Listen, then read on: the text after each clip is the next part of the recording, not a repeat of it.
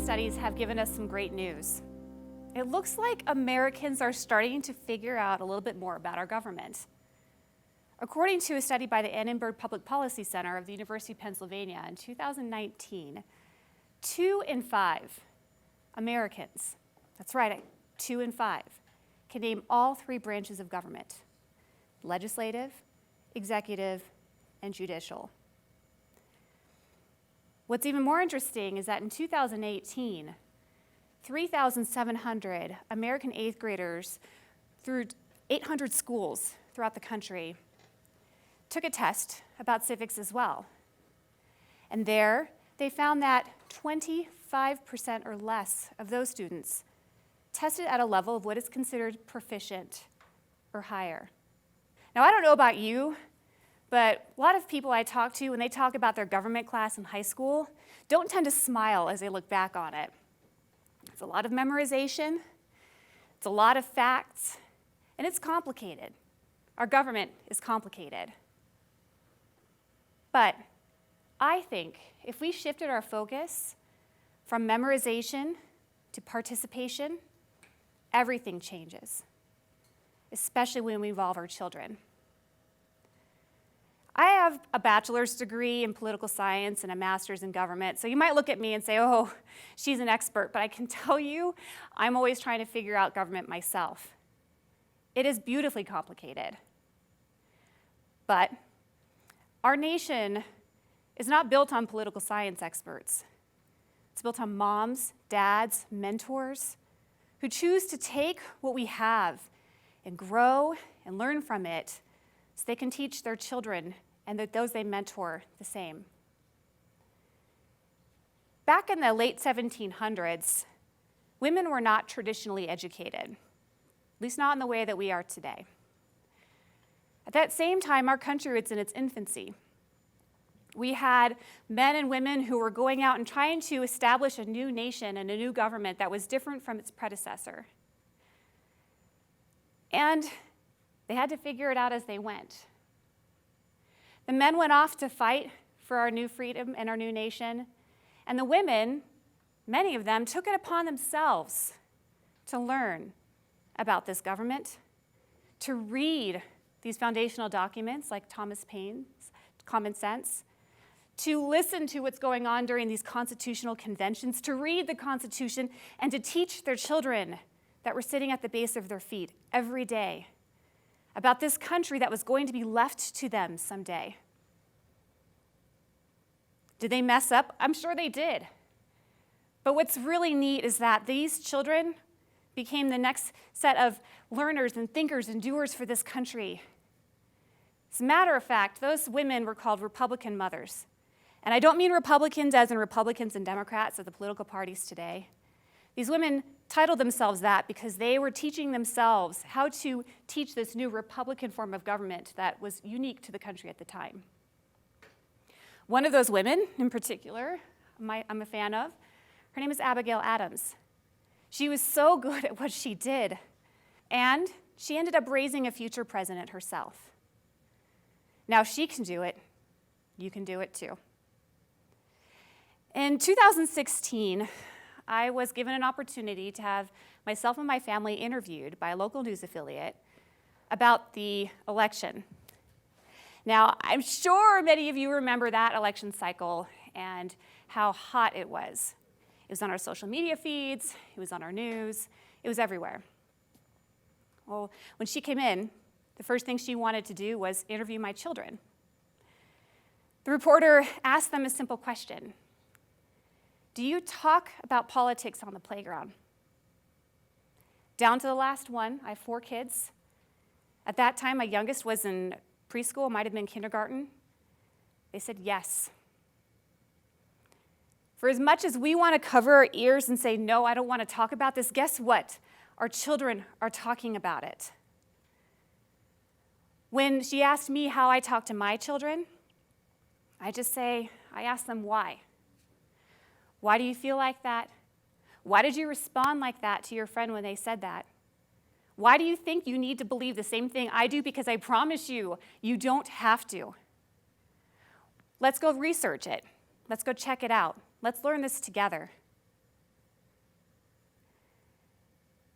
Last year, I took my kids to Washington, D.C. I used to work on Capitol Hill, and when I took them to the Hill, it was the first time I had been back since I left before I got married and had my children. When I walked into Russell Senate office building for a tour that I'd set up with my senator's office for the family, I felt a rush of overwhelming feelings and emotions. I think I actually started to cry. And it really came down to the fact that when I left DC, I was in it for me. I was in it to doing things that I thought was right. But when I came back with my 4 children, I realized it wasn't about me. It was about them. And making this nation better so that they can enjoy it and their children can enjoy it too. Funny thing, the senator's office we had been in actually happened to be the same suite that I used to work in. So we walked my children into the same mailroom that I had worked in as an intern. And when we left for the tour, we walked out, and my oldest looked over her shoulder and she said, "Hey, Mom, if you see a senator, would you let me know?" And wouldn't you know it, a senator and his staffer walked out right at that moment. I recognized him, so I said, "Senator," and he just really quickly was able to say hi. And he happened to be senator from the state that my daughter was born in. In that moment, my kids realized that our government is not this thing that they only learn about in school. It was literally tangible. When I take my kids with me to vote, when I take them with me to drop off our ballot in the mailbox, they understand that I'm doing this for them. I sometimes bring my kids with me when we're talking to people who are running for office, and I let them ask questions. Wouldn't you know it? A lot of times they ask better questions than I do. I was able to speak to the 4th grade class at a local elementary school a little bit ago, a couple years ago now. And the teachers wanted me to talk about state and local government. It's a touch point that our children can have even right now, even at their early ages before they start to vote. I had this presentation all set up. I had questions asked from the crowd. The kids are fantastic, and I was on an emotional high when I left there. I thought I had done something well. When I left, I wanted to go get my car washed. So I drive down, go through the car wash, come around the corner, park to vacuum my car. Swing open my doors, and I hear the hum of the vacuums. And through that hum, I heard a familiar tune dancing through the air. I looked over, and I saw a blue minivan with both doors open. And through the minivan doors, I saw this little boy, with his little leg sticking out. That's all I saw. With his leg bopping to the tune of the Hamilton soundtrack. You know, I was so excited that I thought I had done something good for those 4th graders.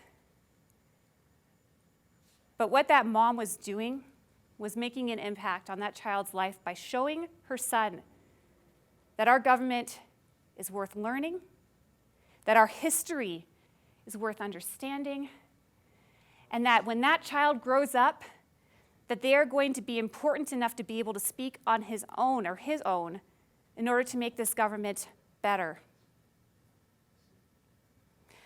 I don't always know what I'm talking about with my kids. A lot of times I even have to go back and research things with our government system. But we have to remember that we are part of this grand American experiment. We're testing things out constantly. We don't have to have true scientists. Guess what? We're all part of it. We're all scientists figuring this out. One of my favorite lines in Hamilton, though, is as the play is ending, and it's his final scene of him speaking, where the bullet's heading towards him, and he's having this emotional discussion. And he says that he wanted to create a legacy, and he wanted to plant a seed in a garden that he may never get to see. I'm hoping that with my children, that I'm planted that seed, and that'll continue to grow way past my lifespan. It'll go back to my children's and theirs beyond. And maybe, just maybe, through doing that, getting more excited about our government, being able to learn more than what we learned in just government class, we'll be able to improve those test scores. Thank you.